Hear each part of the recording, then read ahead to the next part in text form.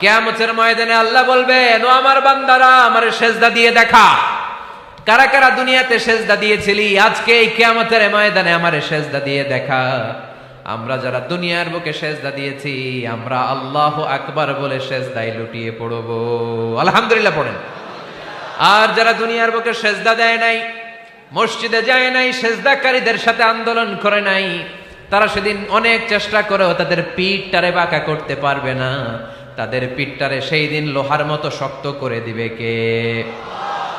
ইয়াউমা ইউকশাফু আন সাকিন ওয়া ইউদআউনা ইলা সুজুদি ফালা ইস্তাতিউন।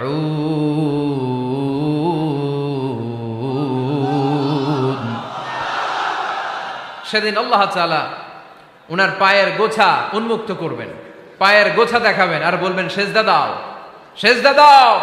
কারা দুনিয়াতে সেজদা দিয়েছো এখনই টের পাওয়া যাবে। আমরা আল্লাহু আকবার বলে সেজদায় লুটিয়ে পড়ব।